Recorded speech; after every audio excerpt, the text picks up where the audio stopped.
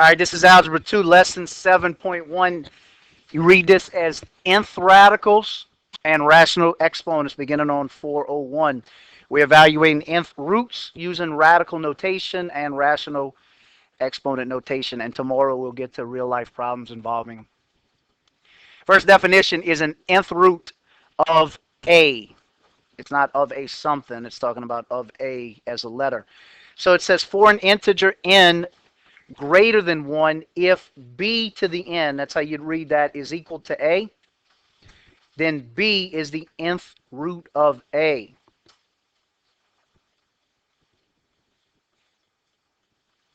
Explain what that means when we look at the examples. B to the n or b to the nth is the nth root of a.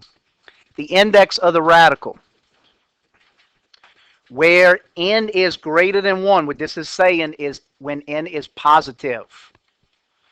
That's considered the index. Most of the time when we look at things like this, we would call that the square root of a. We have been exposed a little bit to the cube root of a, and even less to anything larger than that, the fourth root and fifth root and so on and so forth. But that is the index, that number 3, 4, this invisible number 2 right here, if you need to write it in, is the index of the expression. So when you see that term index, that's what it means. Real nth roots. Now we have been exposed in this class to numbers that are not considered real numbers. What were the non-real numbers we talked about earlier in the year? I. Heard somebody say I. The imaginary numbers. Remember, because there was no number that the square root of it was -9. So we had to use I to make that I times 3 to make it where we can use 3. So when n is greater than 1, let a be a real number. Again, when n is a positive number, n is odd. If n is odd, it only has one real nth root. So if it's odd, like 1 or 3, when you count like that, it's going to have one real number. If n is even and greater than 0, again, positive, it's going to have two real roots. It's going to be both positive and negative. That's not the case when you're talking about something odd. There'll only be one. You can have you can't have the square root of -9, but you can have the cube root of -8. That is a real number, because we multiply -2 times itself 3 times, we will get -8. If n is even and a is 0, it's going to be 0. Anytime you raise 0 to a power, it doesn't matter how many times, it's still going to be 0. And then the last one, if n is even and a is less than 0, so if a is negative, there's going to be no real nth roots. Again, the same thing. If we're talking about square roots, it's easy to see. There's no such thing as the square root of -16. But we can say the same thing about the square root of, or the fourth root of -16. There's no real number that when we multiply it by itself 4 times is going to give us -16. Here's example number 1, finding nth roots. It says find the indicated real nth root of a.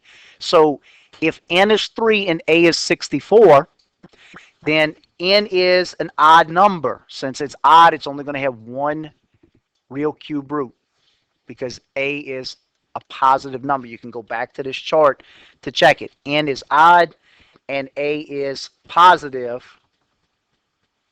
then it's going to have one real answer. So we have 4 to the third power. 4 is the answer to that one, because it can be written, we know, based if we're talking back to our Bell word, we know that the square root cancels out squaring something. The same thing's true with the cube root and the fourth root and stuff like that. So what you want to do is you want to take the cube root this time instead of the square root of 64. Or 64 to the 1/3 power. Notice this is just written two different ways. It's the same thing. Notice for this one, it's written without a radical symbol, but it's being raised to a 1/3 power. So what times itself 3 times, and it's going to be the number 4. The other one, n is 4 and a is 81. Now n is positive. So since it's positive and 81 is positive, not positive, even, excuse me. Since n is even, this one here, since it's even, and the other number 81 is positive, it's going to have two answers. It's going to be both positive and negative, two real roots. So what it is 81, or the fourth root of 81 is what number? What times itself 4 times is 81, and it comes out to be 3 and negative 3, because negative 3 can be written that way as well. So this is one of those instances where, since it's the same answer, you can simply write it as both positive and negative. It doesn't change what the principal square root is. Or 81 to the 1/4 power is both positive and negative 81.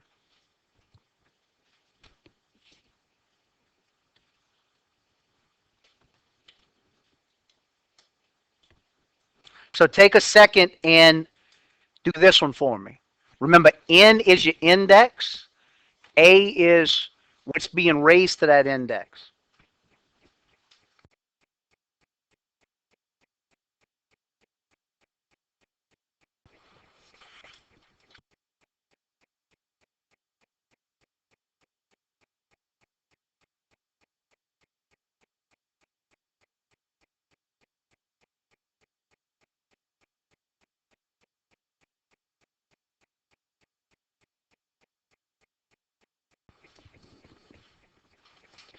Again, n is your index, 5. So with that saying, this is what goes under the radical. The root, now it's going to be something different than the square root this time, but the radical of negative 32 when the index is 5. So that's saying what times itself 5 times is negative 32. The first thing you should note, based on what we said a few minutes ago, is that that number's odd. If that number's odd, that means there's going to be one real answer. If it would have been even, there would be 2. There's going to be one real answer. So it's saying what number times itself that many times. It has to be something small to multiply by itself. So just run through your real small numbers. Start with 2. Just count. 2 times 2 is 4. So to the first power would be 2. To the second power would be 4. To the third power would be 16. To the fourth power would be 32. So, but this is to the fifth power. I feel like I missed one. Yeah, I did. 8. Counting 2, 4, 8, 16, and 32 to the fifth power. And again, since it's an odd number and it's a negative 32, it's going to wind up being negative 2 to the fifth power. There's a nice, neat little button on your calculator that you may or may not have used. On the calculator I'm using, it's this button right here. I know most of y'all are familiar with that button. That's called a caret symbol. That's how you raise a number to an exponent that's other than 2. There's a squared button for most of them. Like if you wanted to say 16 to the 8th power, you would just punch it in as 16 caret 8. On my calculator, above that key, and that's where your second functions are, there's one that looks like this. It might be like that for yours. It might be on one that's right around one of those buttons. You can punch this in as 5 and then second, and you could hit that button, and it's going to pop up like this. And then you could hit negative 32, and it'll give you negative 2. Very nice, neat, convenient thing that calculators do for you. You're right.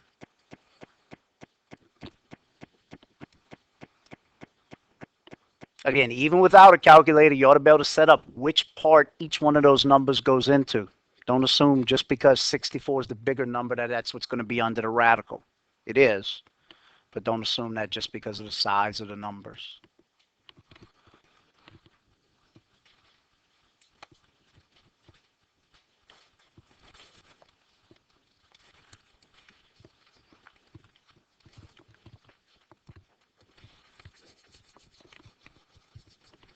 Okay, you're going to set this up as 64 with an index of 3. So that's talking about the cube root of 64. Again, anytime you're doing something to the third, raising it to the third power or the fourth power, you start getting like that. The numbers get really big really quick. So you're not going to be dealing with something as simple as 8 and 8 to get to 64.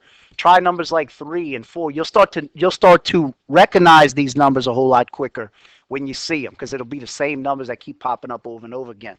Again, you could do it like this: 3, and then you could hit that button that looks like this. It's not cheating to do that. And you can see what it gives you. And when you do that, just want to make sure it doesn't say positive. Okay, it gives you the number 4. 4 times itself, 2 times, is going to be 16. And when we multiply that by 4 again, the third time, gives you 64. So again, this is and it's not both positive and negative because that is an odd index. So just 4.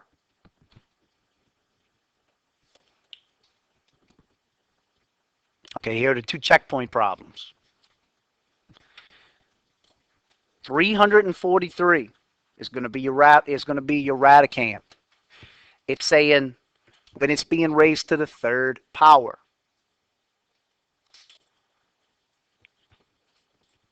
I think it's 7. Okay. Again, you could punch that in, make it easy on yourself. Most people don't know that 7 to the third power is 343. Most people can't do that in their head. Make it easy on yourself. Get a calculator for this and hit that nice little neat button. That's what it's for. That button that looks like that. And then hit 343. And you'll get 7. You need to be able to do this part right here without a calculator, though. You need to know that 4 is going to be your index and 256 is going to be your radicand. So what number times itself 4 times gives you 256? I think it's 4. Again, you could do it the same way. You could hit 4, this, 256, and you're going to get the number 4. Now, based on what we said earlier, is 4 the only answer? No, it's going to be 4 and what else? And negative 4. Is 7 the only answer for number 1? Yes. Let me pause it. Go back and pick on Donovan. Okay, rational exponent says let a to the 1 over n be an nth root of a, and let m be a positive integer. So you're talking about positive numbers, and let it be equal to that. So anytime, this is what you need to do with this. Anytime you see a number being raised to a fraction, anytime you see that, you can rewrite it, the bottom, the denominator n, that's going to be your index. And the numerator, the m, is going to be what you're going to, the power you're going to raise it to after you evaluate the radical. Okay, when I show you what that means, it'll be a little bit easier to understand. Okay. If it is a negative m over n, okay, we learned this a long time ago.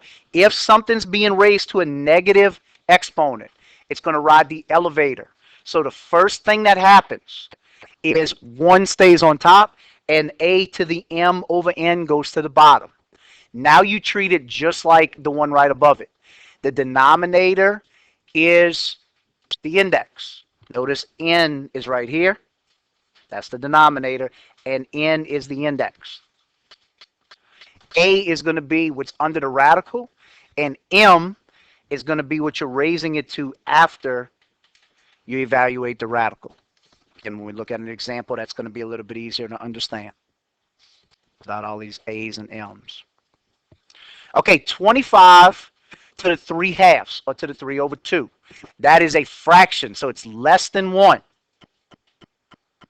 Okay. So this is your index, the denominator. Is that represented right here? Do we have the square root represented right there?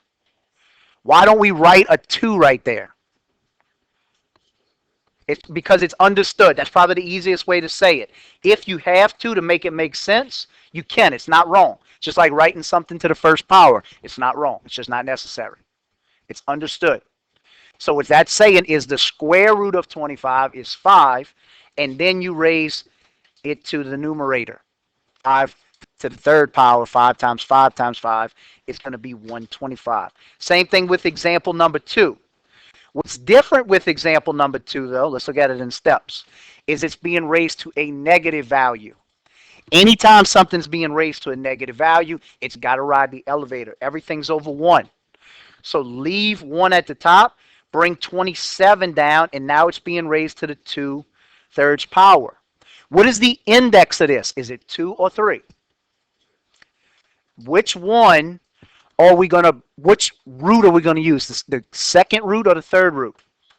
The third one. The bottom number, the denominator, is going to be what we're using. Notice on this next one, that is your index 3. So that's the same thing as 1 over, I'm just writing the same thing, they got written bigger, the cube root of 27 squared. The numerator 2 is what you're going to do after you evaluate it. So that says what times itself 3 times is 27. 3 times 3 is 9, times 3 is 27. So you're left with something that says 1 over 3 squared. And 1 over 3 squared we know is 1 over 9, or 1/9.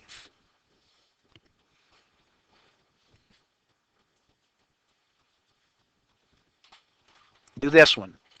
16 to the 5 halves power. Just take a few seconds where we don't get run out of here by time.